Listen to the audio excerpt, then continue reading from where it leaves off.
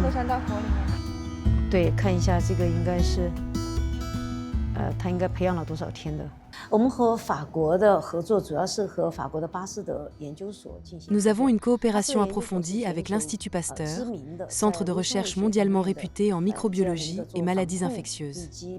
Notre collaboration se concentre sur Mycobacterium tuberculosis, agent pathogène de la tuberculose, identification rapide, détection de résistance médicamenteuse, étude de mécanismes et typage moléculaire. Nous cherchons à localiser rapidement l'agent pathogène pour alimenter la RD de nouveaux médicaments et à identifier les lignées à haut risque pour une prévention ciblée. En septembre 2024, nous avons conjointement publié une étude sur l'évolution transcontinentale de cette bactérie. Notre innovation brevetée est l'identification rapide de Mycobacterium tuberculosis.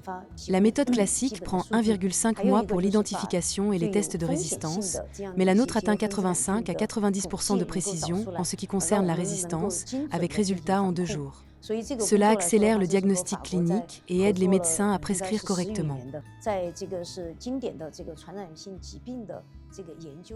La France excelle dans l'étude des maladies infectieuses, agents pathogènes, résistance médicamenteuse, RD de médicaments, vaccins, modélisation mathématique et base de données.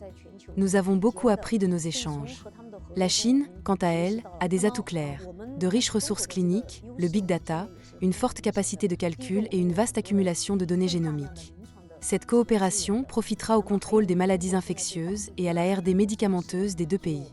Ce qui m'a marqué, leur base de données internationale en Guadeloupe, ainsi que leur laboratoire P3, au niveau de sécurité, ouvert comme centre de vulgarisation à des écoles locales.